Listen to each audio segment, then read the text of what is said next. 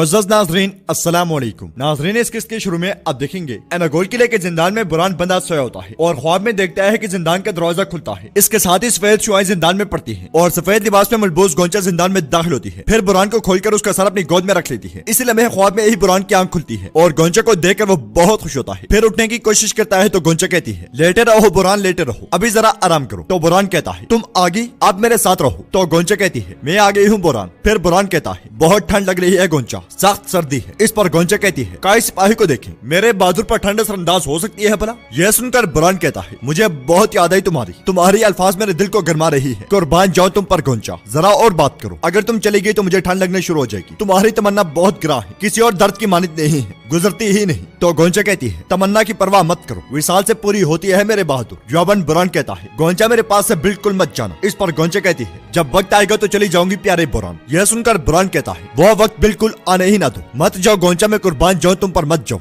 इसके साथ ही गोंचा बुरान को बिठा देती है और बुरान बार बार कहता है, मत जाओ गोंचा, मत जाओ। तो गोंचा कहती है, मैंने तुम्हें बताया था बुरान ये इख्तिताम नहीं है, बरोज़े महशर हम जरूर मिलेंगे। ये कहते साथ ही गोंचा चली जाती है और बुरान इसरार करता ही रह जाता है। इस ख्वाब के बाद जूलिया जिंदान में दाखिल होती है और आगे बढ़कर बुरान की कमर पर पूरी कुव्वत के साथ पाँव रखती है। तो बुरान नींद से बेदार हो जाता है। फिर जूलिया बुरान के पास आती है तो बुरान कहता है, तुमने मुझे मेरे सूरज से छीना, तुम्हारा सर काटने से पहले मैं हरगिज नहीं मरूंगा। यह सुनकर जूलिया जोर जोर से हंसते हुए वहाँ से चली जाती है। जबकि उधर नेकुला वजीर आलिम शाह से कहता है, मैं एनागोल के सहन के दरमियान में उसे बांधूंगा, वो भूखा रहेगा और बगैर पानी के रहेगा, मैं उसे दुनिया के लिए निशाने इबरत बना दूंगा। पूरा दिन डोल बजाया जाएगा और उस्मान के सबसे ज्यादा वफादार सिपाही की मौत का सब लोग नजारा करेंगे। यह सुनकर आलिम शाह कहता है, बहुत खूब, लेकिन मेरे पास अच्छी तजवीज है। इधर काई कबले में गुप्तोक परेशान बैठा बुरान की गिटार की जानिब देख रहा होता है। इस लम्हे गवर्नर सागुरस की बेटी हीरा खेमे में दाखिल होती है। हीरा को देखकर गुप्तोक हैरानगी से खड़ा हो जाता है और कहता है, आपके यहाँ क्या काम है? तो हीरा कहती है, हमें आपकी खबरें पहुंची, आपके सिपाही मर गए, मैंने सोचा कि आपको कहीं कोई नुकसान ना पहुंचा हो। खुदावंत का शुक्र है कि आप ठीक हैं। मेरे बाबा मेरे जरिए उस्मान साहब तक एक अहम पैगाम पहुंचाना चाहते थे। इस पर गुप्तोक कहता है, अच्छा तो फिर मेरे साथ आए। उधर एक सिपाही सरदार खेमे में उस्मान के पास जाता है और कहता है, हुजूर आपके हुक्म के मुताबिक मैंने रुगतोस का ताकुब किया, वो अपने के लिए नहीं बल्कि एनागोल के लिए गया है। तो उस्मान कहता है, जाहिर है वो किसी नई धोखाधड़ी के पीछे है, इसके अलावा क्या खबर है? जवाबन सिपाही कहता है, हुजूर एनागोल के मैदान में चमगोइयां चल रही हैं, सिपाही बुरान को कल एनागोल के सहन में फांसी दे दी जाएगी। यह सुनकर उस्मान बहुत परेशान हो जाता है और कहता है, आप क्या कह रहे हैं? फिर उस्मान गरजते हुए कहता है, तुर्क सिपाही जंग के मैदान में गिरता है, शहर के मैदान में फांसी के जरिए नहीं। तमाम सिपाहियों को खबर करो, हम एनागोल जा रहे हैं।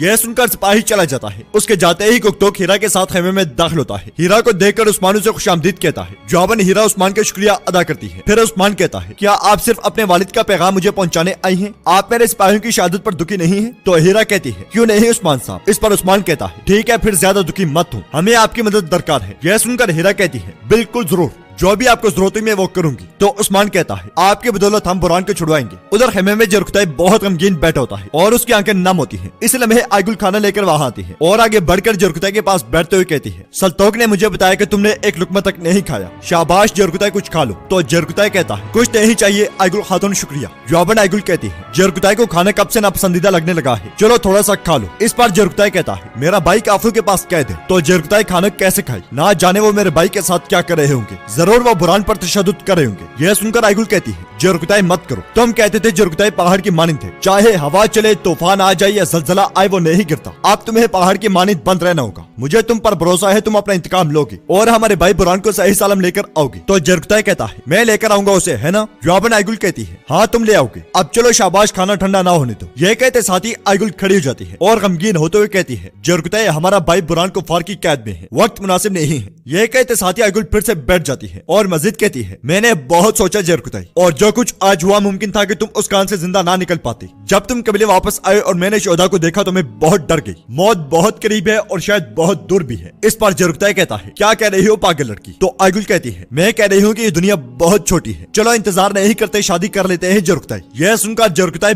बहुत खुश होता है और कहता है, क्या तुम सच कह रही हो पागल लड़की? जवाबन आयगुल खुश होते हुए कहती है, हाँ मैं सच कह रही हूँ पागल। यह कहते और सुनते ही वो दोनों बहुत खुश होते हैं। इस लम्हे कुमराल अद्दाल खेमे के अंदर दाखिल होते हैं और कहते हैं, राज जाहिर हो गया, आशिक अपने महबूब से मिल गया, मोहब्बत का राज सब्र करना है, राज जाहिर कर दिया तुमने मेरे बहादुर। उधर खेमे में उस्मान नमाज अदा करने के बाद हाथ उठाकर दुआ मांगता है, ऐ मेरे रब तो ही निगहबान है, तेरी हिकमत हर चीज से बढ़ के रहे, तो ही मालिक है तमाम जहानों का मालिक। हम जब तीर फेंकते हैं तो हमें मालूम होता है कि हम नहीं फेंक रहे बल्कि वो तेरी हम पर नेमत है। हम जानते हैं कि हमेशा तो ही कुफार की चालों को बिगाड़ता है। हमें अपना शुक्र अदा करने की तौफीक बख्श या रब। ऐ मेरे रब अपने अजीम नाम सारे जहान में फैलाने के लिए हमें ताकत अता फरमा। इसके लिए हमारे शहीद भाइयों और शहीद सिपाहियों का इंतकाम लेना हमें नसीब फरमा। ऐ मेरे रब मुझे अपने भाई बुरान को कुफार की कैद से छुड़ाने की तौफीक अता फरमा। नाज़रीन, इसके बाद अगले सीन में सुबह के वक्त आप देखेंगे उस्मान सरदारी खेमे से बाहर आता है और आगे बढ़ते हुए कहता है, सिपाहियों हम अपने भाई को वापस लेने जा रहे हैं। इसके साथ ही वो सब जैसे ही जाने के लिए आगे बढ़ते हैं तो कबीले के ढोल जोर जोर से बजते हैं। ढोल की आवाज सुनकर सबकी नजरें दाखिली रास्ते पर लग जाती है और एक सिपाही भागता भागता उस्मान के पास आकर कहता है, हुजूर सल्जूकी वजीर आलिम शाह आ रहे हैं। इसके साथ ही वजीर आलिम शाह अपने सिपाहियों के साथ कबीले में दाखिल होता है। उसे देखकर कबीले के लोग उसे खुशामदीद कहते हैं। आगे बढ़ते हुए वो सब सरदारी खेमे के सामने पहुंचकर घोड़े रोक लेते हैं और आलिम शाह का जबनाक निगाहों से कबीले की जानिब देखता है। इसके साथ ही आलिम शाह का एक खादिम उसके घोड़े के सामने झुकता है तो आलिम शाह मगरूराना अंदाज में घोड़े से खादिम के ऊपर उतरकर काफी देर तक उस पर खड़ा रहता है। ये देखकर उस्मान, गुंदूस और बाकी सबको बहुत गुस्सा आता है। काफी देर तक खादिम के ऊपर खड़े रहने के बाद जब आलिम शाह नीचे उतरता है तो उस्मान कहता है, काई कबीले में खुशामदीद वजीर आलिम शाह। जवाबन ताकत में अंधा आलिम शाह उस्मान की बात का जवाब दिए बगैर अपने खास सिपाही को नूर के साथ आगे बढ़ता हुआ सरदारी खेमे में दाखिल हो जाता है। यह देखकर सबका खून खोल उठता है। उस्मान भी ताहे गुस्से में गुंदूस के साथ सरदारी खेमे की जानिब चला जाता है। यह सारा मंजर देखकर सज्जार खातून कहती है, इनकी नजरों ने मुझे सादुद्दीन कोपे की याद दिला दी। उसकी तरह यह भी शैतान सिफ्त लग रहा है। का ये एक अच्छा शोहरत याफ्ता कबीला है और यह हमारी शोहरत को खराब करने आया है। इस पर आयशा खातून कहती है, अम्मी जान वो तो अभी आए हैं, आप ऐसा क्यों कह रहे हैं? जवाबन सज्जार खातून कहती है, बेटी मेरा तजुर्बा बहुत ज्यादा है, मैं दूर से देखकर भी लोगों में हिम्मत और बगावत को पहचान सकती हूँ। उधर उस्मान गुंदूस के साथ सरदारी खेमे में दाखिल होता है और आलिम शाह बिल्कुल सादुद्दीन कोपे की तरह चौगा संभाल कर सरदारी पोस्ट पर बैठ जाता है। यह देखकर उस्मान गुस्से से लाल हो जाता है और आलिम शाह कहता है, सरदार उस्मान, मैं यहाँ तुम्हारा वक्त खत्म करने आया हूँ, अब तुम्हारा अपनी मर्जी से काम करने का वक्त खत्म हुआ। तो उस्मान कहता है, खुलकर बात करें वजीर साहब। इस पर आलिम शाह कहता है, तुमने तुर्क कबीलों के गवर्नर के साथ तिजारत को ममनू करार दिया, उसके बाद जाकर एजनी के गवर्नर के साथ मुआहिदा कर लिया, तुमने किससे इजाजत ली? यह सुनकर उस्मान कहता है, तुर्क कबाइल की बेहतरी के लिए मुझे किससे इजाजत लेने की जरूरत है? जवाबन आलिम शाह कहता है, कोनिया से सरदार उस्मान, कोनिया से। तो उस्मान गरजते हुए कहता है, क्या कोनिया में कोई आजाद खुद मुख्तार रियासत है जिसे इजाजत दी जाए? इस पर आलिम शाह गुस्से से कहता है, अपनी हद में रहो, तुमने जाकर कान पर हमला कर दिया, आखिर तुम्हारा मकसद क्या है सरदार उस्मान? तुम यहाँ खड़े होकर रियासत के खुद मुख्तारी पर सवाल उठा रहे हो? क्या पता कल को कहीं तुम उस कान की मदद से सल्जूक हुकूमत के खिलाफ तलवार उठा लो।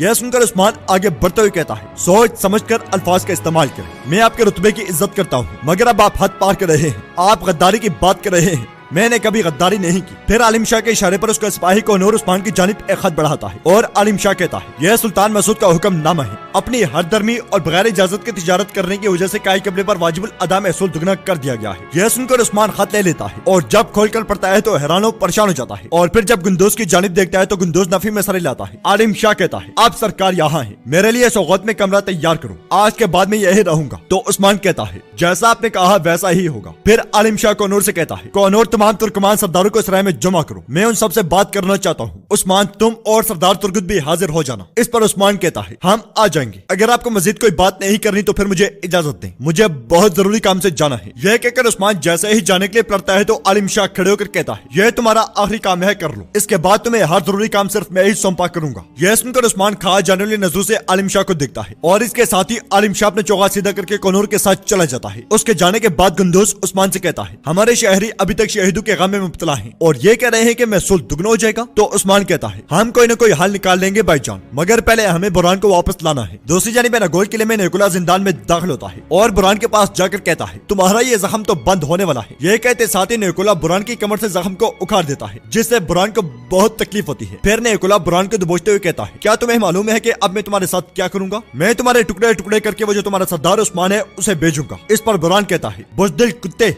यह सुनकर निकोला कहता है, बेफिक्र के रहो, मैं अभी ऐसा नहीं करूंगा। पहले मुझे उस्मान को ठिकाने लगाना है। मुझे ये बात अच्छी तरह मालूम है कि वो तुम जैसे सिपाही के पकड़े जाने पर गम और गुस्से से पागल हो रहा होगा। अब वो सब कुछ करने को तैयार होगा जैसा मैं चाहूंगा। यह कहते साथी नेकुला बुरान पर कोड़े बरसाता है और बुरान मुसलसल अल्लाह अकबर कहता ही चला जाता है। फिर नेकुला बुरान के गले में कोड़ा डालकर उसे पूरी कुव्वत के साथ खींचता है तो बुरान कहता है, तुम्हारे पास अभी भी वक्त है, मुझे मार डालो वरना जल्द या देर में तुम्हारी जान ले लूंगा। इस पर नेकुला बुरान की गर्दन पर जोर बढ़ाते हुए कहता है, तुम तुर्क लोग और तुम लोगों की लफ्जी बहादुरी। काफी देर जोर डालने के बाद नेकुला बुरान को छोड़ते हुए कहता है, अब देखते हैं कि जब तुम्हें सूली पर लटकाया जाएगा तब भी तुम इतनी बहादुरी जाहिर करोगे या नहीं। यह कहते साथ ही नेकुला चला जाता है और बाज़ंतीनी सिपाही बुरान को घसीटते हुए वहां से ले जाता है। तो नाज़रीन, इसके साथ ही आज के एपिसोड का इख्तिताम होता है। उम्मीद करते हैं कि आपको एपिसोड पसंद आएगी। अगर आपको एपिसोड पसंद आए तो इसे लाइक करें, चैनल को सब्सक्राइब करें।